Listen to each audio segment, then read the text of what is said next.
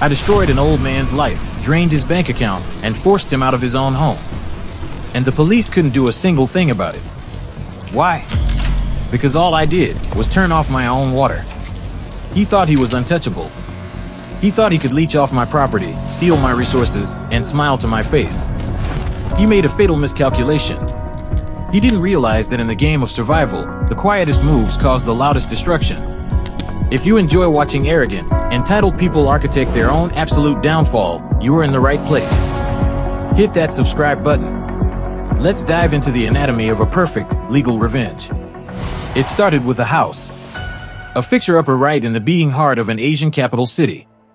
The previous owners were family friends. They needed cash fast, so I got the place for a steal. It had been empty for 3 years. Dust covered the floors. The air smelled like forgotten memories and damp concrete. There wasn't even a proper front door lock. Just a cheap metal padlock. There was no front gate. Anyone could just walk in off the street. And they did. On my very first day, I walked into my own garage and found a stranger's motorcycle parked right in the middle. I didn't yell. I didn't leave a polite note. I just rolled the bike out into the middle of the street and had a heavy steel gate installed that exact same afternoon. Later that evening, an angry man was pounding on my new gate. He was screaming, demanding respect. I stood in my dark living room, watching him through the glass. I didn't answer. I didn't exist to him. After 15 minutes, he gave up and dragged his bike away. That was my introduction to the neighborhood. The red flags were already waving. Right next door was a towering 3-story building. The landlord lived on the bottom floor. He rented out the top 2. He was a retired mechanic, a miserable old miser who hated the fact that my house had been sold. He complained to the previous owners. He hated the noise, he hated the change. But I'm a 6-foot guy with 3 large dogs. He never confronted me directly. Cowards rarely do. Fast forward to last week. I was standing in the shower. The water was hot, but the pressure was pathetic. A weak, sad trickle. As I stood there, I heard a sound. A mechanical hum vibrating through the brick wall. It was my neighbor's water pump. In this city, public water pressure isn't strong enough to reach 3 stories. You need an electric pump to push the water up to the roof tanks. The hum of his pump filled my bathroom. And my water pressure died. Sure, coincidences exist. But my gut told me something was wrong.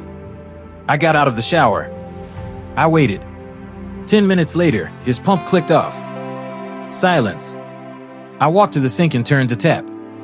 The pressure was violent. Perfect. Back to normal. I started digging through the old records.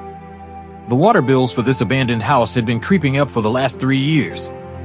The previous owners thought it was just a slow underground leak. But the math didn't add up. Leaks drip. They don't surge. It suddenly made perfect, sickening sense. For 36 months, this entitled old man had waltzed onto my empty property. He tapped into my water line. He was using my supply to feed his pump, fill his tanks, and supply his paying tenants.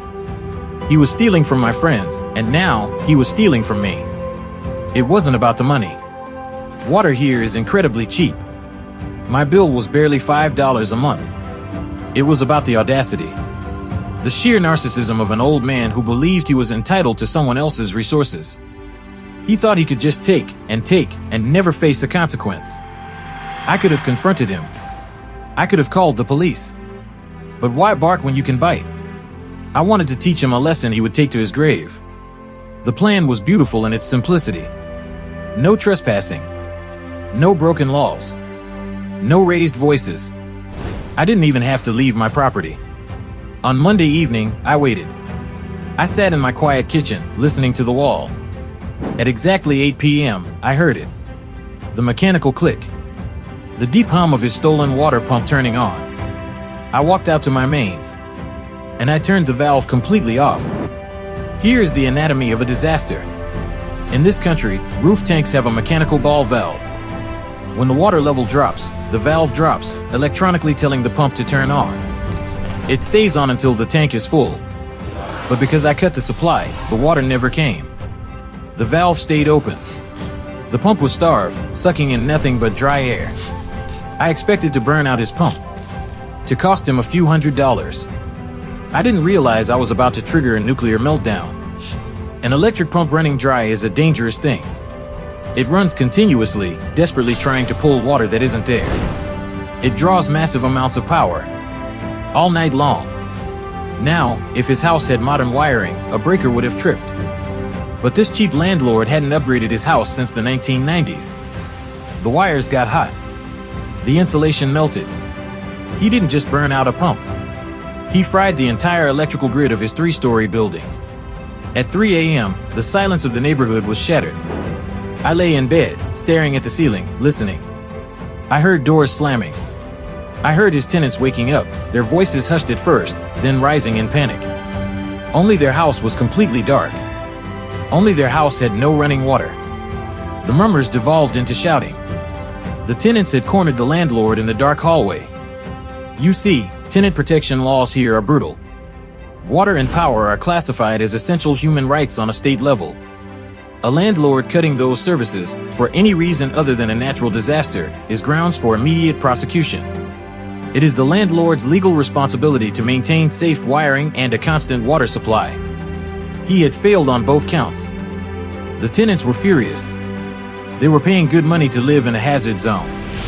By Wednesday, just 2 days later, the first tenant packed his bags and moved out. When they realized the power and water wouldn't be fixed anytime soon, both tenants went straight to the police station. They lodged formal criminal complaints. When a landlord breaches these laws, the police don't wait for a court order. They hit you instantly. The police slapped him with a $500 fine. In this economy, for a retired mechanic, that is a devastating amount of money. But the bleeding didn't stop there.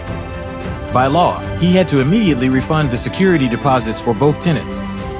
His income vanished overnight.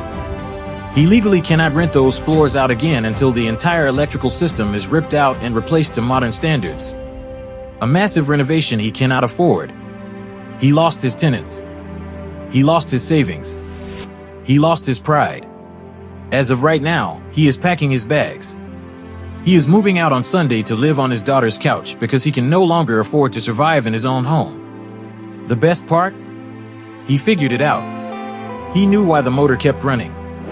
He walked over to my gate, his face pale, his voice shaking. He looked me in the eye and asked, "Did you turn off your water?" I looked right back at him. My face completely blank.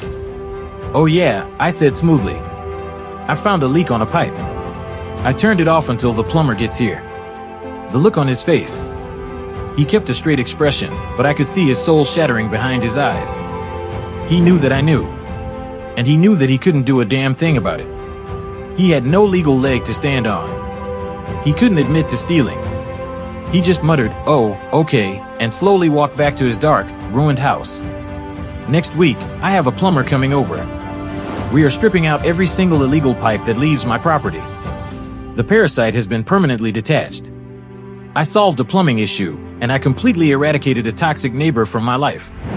2 birds. 1 valve. Never mistake quietness for weakness. When dealing with narcissists, you don't need to scream. You don't need to fight. You just need to find the one resource they are leeching from you and cut the supply. Have you ever had a neighbor from hell? How did you deal with them? Tell me your darkest revenge stories in the comments below.